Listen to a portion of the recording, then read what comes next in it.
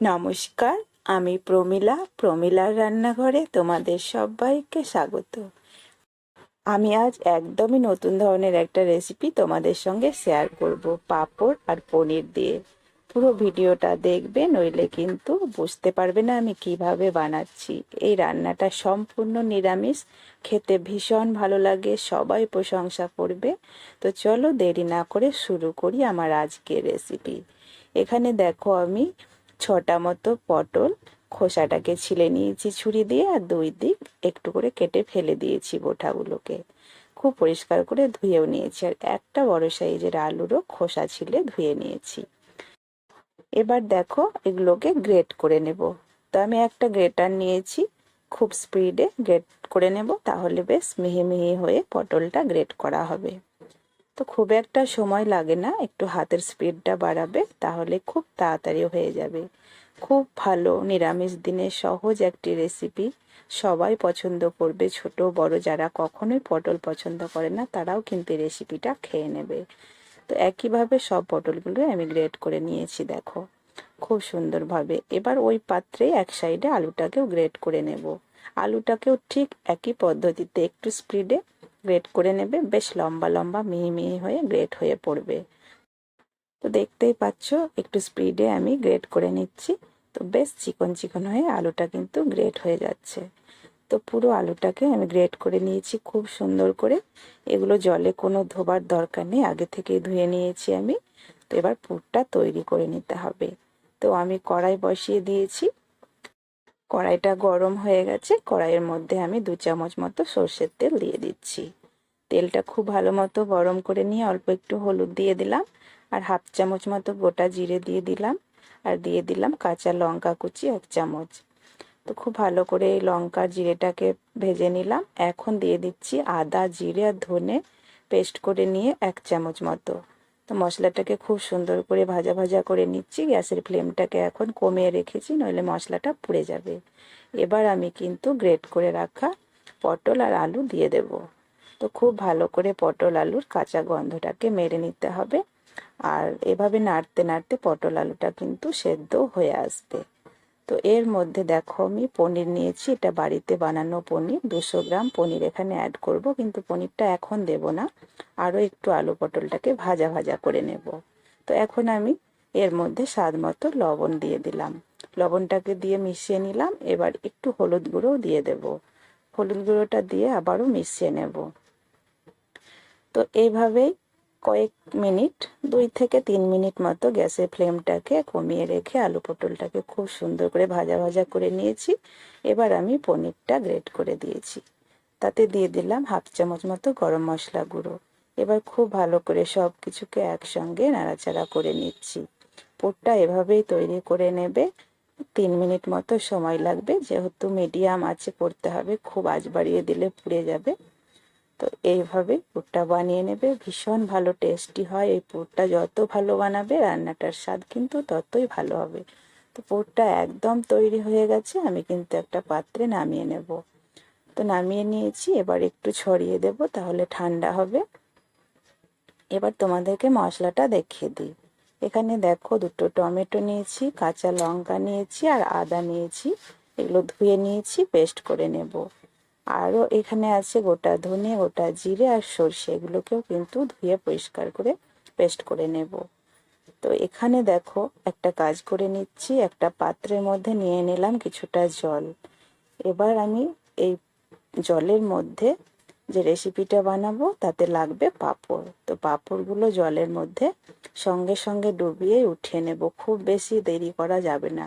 জলে দেওয়া মাত্রই জল থেকে ঝরিয়ে উঠিয়ে নিয়ে একটা পাত্রে আমি রেখে দিচ্ছি এক সাইডে।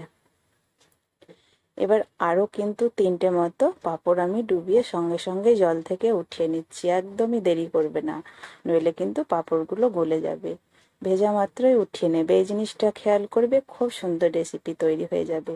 তো 4টে মতো আমি বানাবো, 4টে মতো এখন জলে ভিজিয়ে নিয়েছি। এবার দেখো ওই পাত্রটাকে উল্টে নিয়ে একটা পাঁপড় নিলাম। এবার এই কাজটা একটু মন দিয়ে দেখো। তো 1 চামচ মতো পুর নিয়ে পুরটাকে মাঝখানে দিয়ে দিয়েছি। এবার এক সাইড দিয়ে পাঁপড়টাকে উল্টে নিলাম, ঠিক দেখো যেমন পিঠে হয় পিঠের মতো শেপ দিয়ে নিলাম। হাত দিয়ে একটু চেপে দেবে, তাহলে কিন্তু সেটিং হয়ে যাবে। খুব সুন্দর গড়ানো, খুব তাড়াতাড়ি হয়ে যায়, অল্পতেই কিন্তু সেটও হয়ে যায়। যদি সেট হতে না চায় একটু জলের হাত দেবে, দিয়ে এভাবে চেপে দেবে। দেখো কত সুন্দর হয়ে গেছে, আমি তোমাদেরকে উঠিয়ে দেখাচ্ছি।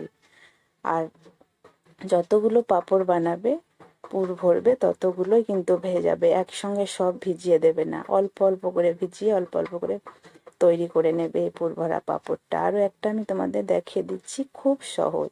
দেখো উল্টে দিলাম পুর দেওয়ার পরে, আর জলটা একটু লাগিয়ে দেবে, বা না লাগালেও হবে। এইভাবে চেপে দিলেই কিন্তু একদম আঠার মতো সেট হয়ে যাবে। তো দুটো তৈরি হয়ে গেল। দেখতে কত সুন্দর লাগছে না? একদম মনে হচ্ছে সেই যে আমরা পুলি পিঠে বানাই সেরকম। তো চলো এবার কড়াইয়ে তেল বসিয়ে দিয়েছি, তেলটা গরম হয়ে গেছে। এবার ভেজে নিচ্ছি। পাঁপড় কিন্তু খুব তাড়াতাড়ি লাল হয়ে যায়, তাই তেলটাকে গরম করে নিয়ে আঁচটাকে একদমই কমিয়ে দেবে। দেখো এক পিঠ কিন্তু সঙ্গে সঙ্গেই লাল হয়ে গেছে। আর এপিট ওপিট করে উল্টে পাল্টে পাঁপড়টাকে ভেজে নিতে হবে। খুব সুন্দরভাবে একটা হয়ে গেছে। আমি আরও একটা ভেজে নিচ্ছি। তো আমি 4টা তৈরি করেছি, 4টিকে আগে ভাজবো, তারপরে কিন্তু আরও বাকিগুলো তৈরি করে নেব। বারবার বলছি, একসঙ্গে কিন্তু পাঁপড় ভেজাবে না, একে একে ভেজাবে আর ভেজে নেবে। মানে এই কাজটা একটু দেরি করে করলে চলবে না, ভেজেও নেবে আগে পুর ভরার পরে। তো যে 4টি আমি করেছিলাম সে 4টি আমার ভাজা হয়ে গেল। এবার বাকিগুলো একইভাবে তৈরি করে নেব আর ভাজবো, তারপরে তোমাদের কাছে আবারও ফিরে আসছি। তো আমার মোটামুটি সবগুলোই হয়ে গেছে ভাজা। তো ওই তেলের মধ্যে আরও কিছুটা তেল দিয়ে দিলাম। তেল গরম হয়ে গেছে, ফোড়নে তেজপাতা আর শুকনো লঙ্কা দিয়ে দিলাম, আর 1/2 চামচ মতো 5 ফোড়ন। ফোড়নটাকে খুব সুন্দর করে ভাজা ভাজা করে নিলাম, আর অল্প একটু হলুদ দিয়ে যে মশলাটা আমি বেটে নিয়েছিলাম সেই মশলাটা এখন অ্যাড করব। আর আমি দেখাচ্ছি, দেখো কত সুন্দর হয়েছে। সবগুলো ভেজে নিয়েছি, এগুলো না খালি মুখে খেতেও ভালো লাগে। তো ফোড়নটা ভাজা হয়ে গেছে, এখন মশলাটা দিয়ে দিলাম। মশলাটা দিয়ে গ্যাসের ফ্লেমটা এখন একটু কমানো আছে, নইলে হলুদটা দিয়েছিলাম, হলুদটা পুড়ে যাবে, ফোড়নটাও পুড়ে যাবে। তাই কমিয়ে নিয়ে মশলাটাকে খুব ভালো করে কষিয়ে নেবে। মশলা যত ভালো কষানো হবে, যে কোনো রান্নার স্বাদ ততই বাড়ে। এখন আমি লবণ আর হলুদ দিয়ে দিলাম স্বাদ মতো, আর লাল লঙ্কার গুঁড়ো। ঝালটা অবশ্যই নিজেদের মতো করে দেবে। খুব ভালো করে সব কিছুকে কষিয়ে নেবে অল্প একটু জল দিয়ে, তাহলে মশলাটা পোড়ার সম্ভাবনা কম থাকবে। আর মিনিট 2 ধরে মশলাটাকে কষিয়ে নিতে হবে। যতক্ষণ না মশলার তেল আলাদা হচ্ছে ততক্ষণ কষাতে থাকবো। তো দেখো মোটামুটিভাবে কষানো হয়ে গেছে। এখন আমি 2 চামচ মতো টক দই অ্যাড করব। টক দইটাকে ফেটিয়ে নিয়েছি খুব ভালো করে। এটা বাড়ি পাতা টক দই, তাই একটু ভালো করে ফেটিয়ে নেবে, একটু দানা দানা ভাব থাকে। টক দই দিয়ে খুব ভালো করে আবারও নাড়াচাড়া করে নিলাম। আর একটু চিনি আমি দিচ্ছি, নিরামিষ রান্না চিনি দিলে স্বাদ কিন্তু বেড়ে যায়। চিনিটাকে খুব ভালো করে নাড়াচাড়া করে গলিয়ে নেব, খুব সুন্দর করে কষিয়ে নেব। মশলার কালারও কিন্তু চেঞ্জ হয়ে আসবে, তখন জল অ্যাড করতে হবে। তো একটু সময় লাগবে মশলাটা একটু কষিয়ে নিতে। তো দেখো মশলাটা মোটামুটি হয়ে এসেছে। এভাবে নেড়ে চেড়ে 2-3 মিনিট ধরে মশলাটা ধৈর্য নিয়ে কষাবে, দেখবে রান্নার স্বাদ আলাদাই একটা স্বাদ হবে। একদম পারফেক্ট ভাবে কষানো হয়ে গেছে। আমি কিন্তু এবার দিয়ে দেব জল। তো জলটা একটু বেশি পরিমাণেই আমি দেব। এই রান্নাটাই না একটু ঝোল ঝোল থাকাকালীনই নামিয়ে নিতে হয়।